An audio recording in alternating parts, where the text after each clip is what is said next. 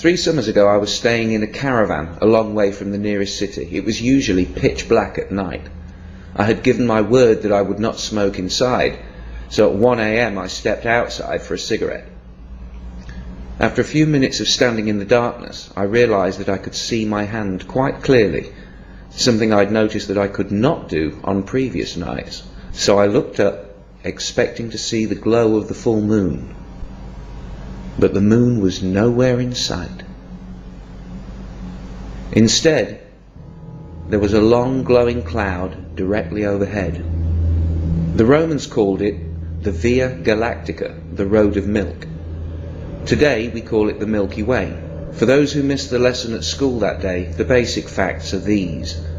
Remembering that 1 light year is equivalent to 6 trillion miles, our galaxy has a total diameter of somewhere around 100,000 light years. Our Sun is located towards the edge of one of the galaxy's spiral arms, about 26,000 light years out from the central bulge of the galaxy.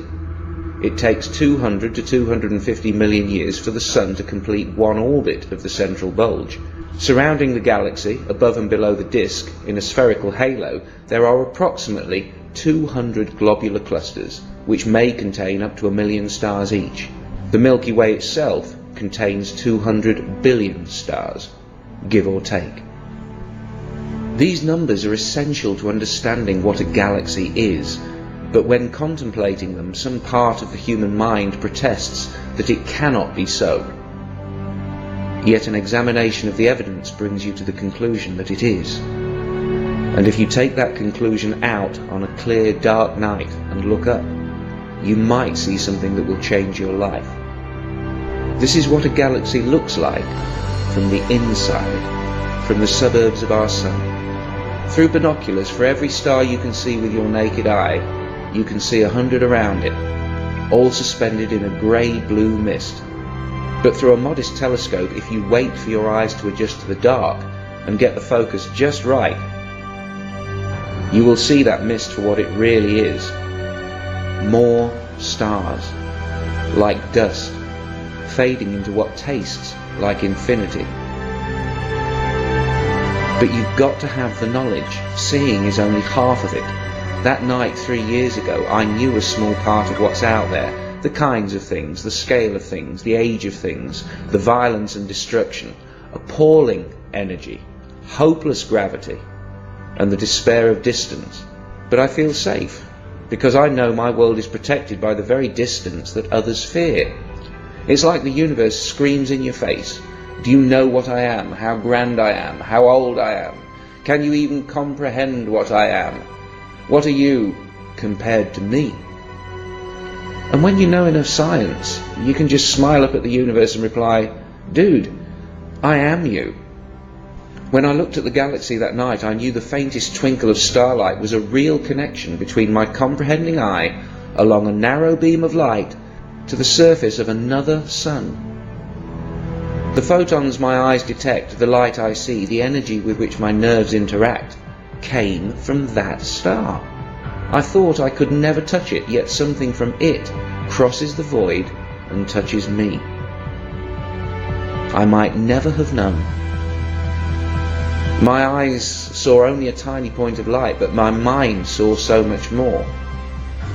I see the invisible bursts of gamma radiation from giant stars converted into pure energy by their own mass, the flashes that flashed from the far side of the universe long before Earth had even formed. I can see the invisible microwave glow of the background radiation left over from the Big Bang.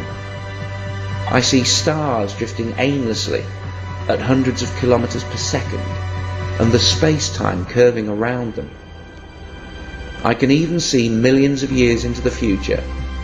That blue twinkle will blow up one day, sterilizing any nearby solar systems in an apocalypse that makes the wrath of human gods seem pitiful by comparison.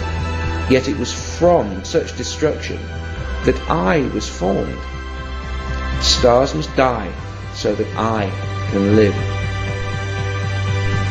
I stepped out of a supernova. And so did you.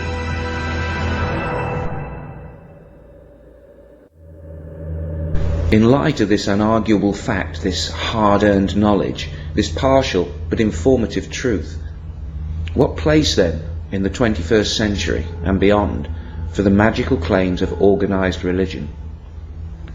The first religions were primitive by any definition. For reasons of limited population, communication and plain old geography, they never grew to be anything other than a local concern. But religions mutate in time and grow in sophistication as each generation of holy men learn what works and what doesn't, what makes people obedient and what causes rebellion, what ideas people can easily escape and which will haunt them until they have to pray just to stop the nagging fear. When populations grew due to the slow but steady growth of knowledge, as if confronted by a bumper harvest, the religions went into an arms race with each other, from gods of wind and thunder and sea. The threats, incentives and claims of power escalate until every dominant organized religion has a god that is all-powerful, all-loving, all-seeing, and words like infinity and eternity are deployed cheaply, while all other words are open to abuse until they mean exactly what the religions want them to mean. That night under the Milky Way, I, who experienced it, cannot call the experience a religious experience, for I know it was not religious in any way. I was thinking about facts and physics, trying to visualize what is, not what I would like there to be. There's no word for such experiences that come through scientific and not mystical revelation. The reason for that is that every time someone has such a mindgasm, religion steals it, simply by saying, you had a religious experience. And spiritualists will pull the same shit. And both camps get angry when an atheist like me tells you that I only ever had these experiences after rejecting everything supernatural. But I do admit that after such experiences, the moments when reality hits me like a winning lottery ticket, I often think about religion and how lucky I am that I am not religious. You want to learn something about God? Okay. This is one galaxy. If God exists, God made this. Look at it, face it, accept it, adjust to it, because this is the truth, and it's probably not going to change very much. This is how God works. God would probably want you to look at it, to learn about it, to try to understand it. But if you can't look, if you won't even try to understand, what does that say about your religion? As Bishop Lancelot Andrews once said, the nearer the church, the further from God. Maybe you need to run away from the mosque, away from the church, away from the priests and the imams, away from the books, to have any chance of finding God. Squeeze a fraction of a galaxy into your mind, and then you'll have a better idea of what you're looking for. To even partially comprehend the scale of a single galaxy is to almost disappear. And when you remember all the other galaxies, you shrink 100 billion times smaller still. But then you remember what you are. The same facts that made you feel so insignificant also tell you how you got here. It's like you become more real, or maybe the universe becomes more real. You suddenly fit, you suddenly belong. You do not have to bow down, you do not have to look away. In such moments, all you have to do is remember to keep breathing. The body of a newborn baby is as old as the cosmos. The form is new and unique, but the materials are 13.7 billion years old, processed by nuclear fusion in stars, fashioned by electromagnetism. Cold words for amazing processes. And that baby was you, is you. You're amazing, not only alive, but with a mind. What fool would exchange this for every winning lottery ticket ever drawn? When I compare what scientific knowledge has done for me and what religion tried to do to me, I sometimes literally shiver. Religions tell children they might go to hell and they must believe, while science tells children they came from the stars and presents reasoning they can believe. I've told plenty of young kids about stars and atoms and galaxies and the Big Bang, and I have never seen fear in their eyes, only amazement and curiosity. They want more. Why do kids swim in it? and adults drown in it? What happens to reality between our youngest years and adulthood?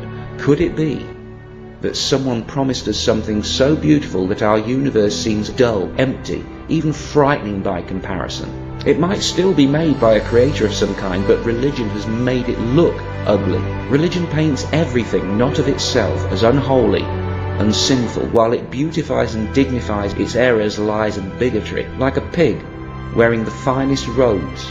In its efforts to stop us facing reality, religion has become the reality we cannot face. Look at what religion has made us do to ourselves and to each other. Religion stole our love and our loyalty and gave it to a book, to a telepathic father that tells his children that love means kneeling before him. Now, I'm not a parent, but I say that those kids are going to turn out messed up. It cannot be healthy for a child or a species. We were told long ago, and for a long time, that there was only the earth, that we were the centre of everything. That turned out to be wrong. We still haven't fully adjusted. We're still in shock. The universe is not what we expected it to be. It's not what they told us it would be. This cosmic understanding is all new to us, but there's nothing to fear. We're still special. We're still blessed. And there might yet be a heaven. But it isn't going to be perfect, and we're going to have to build it ourselves. If I have something that can be called a soul that needed saving, then science saved it from religion. Some people find it really very depressing that the universe can only support life for another 30 billion years. 30 billion years. Are you fucking kidding me?